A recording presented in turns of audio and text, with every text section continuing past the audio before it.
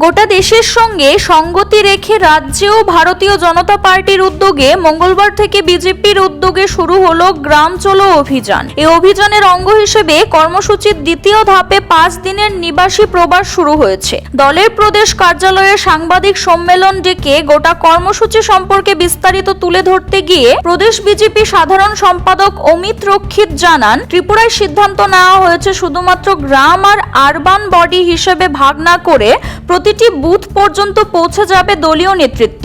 তিনি জানান, নিবাসী প্রবাস কর্মসূচিতে অংশ নিয়ে সুরমা বিধানসভার নির্দিষ্ট একটি বুথে 24 ঘন্টা অবস্থান করবেন রাজ্যের মুখ্যমন্ত্রী প্রফেসর ডক্টর মানিক সাহা। আসন্ন লোকসভা নির্বাচনকে সামনে রেখে বরাবরের মতোই জনসংযোজনের উপর বিশেষ গুরুত্ব দিয়ে এগিয়ে চলছে শাসক দল ভারতীয় জনতা পার্টি।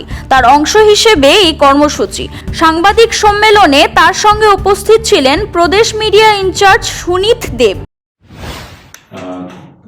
লোকসভা নির্বাচন আসন্ন, আর সারা বছরই ভারতীয় জনতা পার্টি সারা দেশে এবং প্রত্যেকটা রাজ্যে আমরা নির্বাচন ছাড়াও আমরা সারা বছর মানুষের সঙ্গে থাকি। সংগঠনের কাজ নিয়ে আমরা প্রত্যেকটা বিধানসভা না শুধু প্রত্যেকটা ছোট ইউনিট একটা বিধানসভার বুথ, সেই বুথ স্তর পর্যন্ত আমরা সারা বছর কাজ করতে থাকি, মানুষের পাশে থাকি। একটা বিশেষ কর্মসূচি যা সারা ভারতবর্ষে সম্পূর্ণ হতে চলছে, সেই কর্মসূচি নিয়েই আপনাদের সামনে আজকে আমরা সাংবাদিক সম্মেলনে বসেছি। আপনারা জানেন যে ভারত তখনই বিকশিত হবে যখন ভারতের গ্রামগুলো বিকশিত হবে। আর আপনারা এও জানেন যে ভারতবর্ষের 70% লোক গ্রামে বাস করে। তাই আমাদের প্রথম লক্ষ্য থাকে যে গ্রামীণ জীবনের সঙ্গে যেন সংগঠন হিসেবে আমরা ওতপ্রোতভাবে জুড়ে থাকি।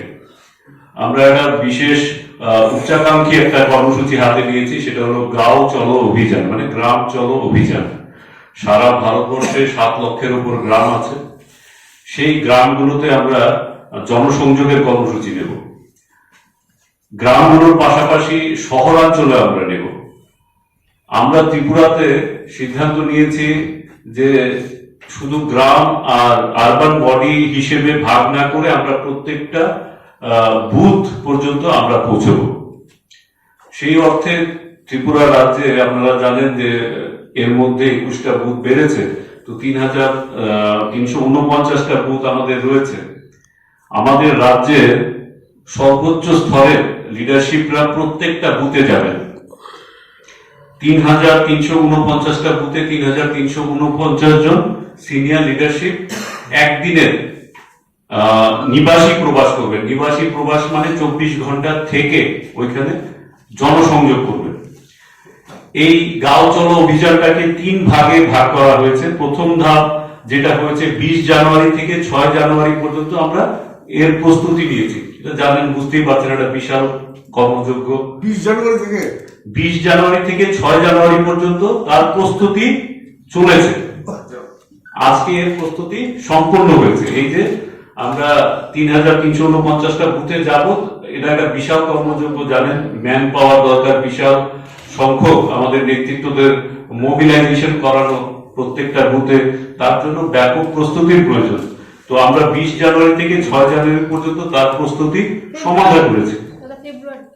6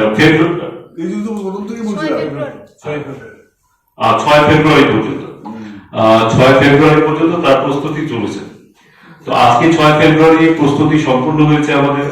এরপর দ্বিতীয় ধাপ হলো কালকে, মানে 7 তারিখ থেকে আমাদের নিবাসী প্রবাস শুরু হবে। 7 থেকে 11 এই কদিন ধরা হয়েছে এই নিবাসী প্রবাসের জন্য। তো আমরা একদিনের করব, কিন্তু ধাপে ধাপে। হয়তো 7টা যদি একসঙ্গে সম্পূর্ণ করা না যায়, আমরা একের থেকে অধিক দিন নিতে পারি, কিন্তু 11 তারিখ পর্যন্ত ধার্য করা হয়েছে এই প্রবাস শেষ করার। এই প্রবাস শেষ হবে 11 তারিখ। তারপর তৃতীয় ধাপ আমরা সমীক্ষা বৈঠক করব 14 ফেব্রুয়ারি। এই সারা ত্রিপুরা রাজ্যের প্রত্যেকটা বুথে আমাদের দলীয় নেতৃত্বরা যাবেন। ওইখানে প্রত্যক্ষ ভাবে যেই স্থিতিগুলো রয়েছে সাংগঠনিক দৃষ্টিতে এবং সামাজিক দৃষ্টিতে এবং সরকারি ব্যবস্থাপনার দৃষ্টিতে, এক একটা বুথ কি স্থিতিতে রয়েছে তার একটা সমীক্ষা বৈঠক হবে 14 তারিখ। তো এখানে আমাদের যেমন শীর্ষস্থানীয় যারা নেতৃত্বরা রয়েছেন, মাননীয় মুখ্যমন্ত্রী থেকে শুরু করে আমাদের প্রদেশ সভাপতি এবং অন্যান্য মন্ত্রীরা, প্রদেশ যারা অফিস বেয়ারার রয়েছেন, ওনারাও বিভিন্ন বিধানসভায় বিভিন্ন বুথে যাবেন। যেমন আমাদের মাননীয় মুখ্যমন্ত্রী প্রফেসর ডক্টর মানিক সাহা, উনি সুরমা বিধানসভায় যাবেন। সুরমা বিধানসভার কোনো একটা বুথে, নির্দিষ্ট কোনো একটা বুথে উনি সারাদিনের মানে 24 ঘন্টা উনি প্রবাস করবেন। Siri TV, channel for news and entertainment.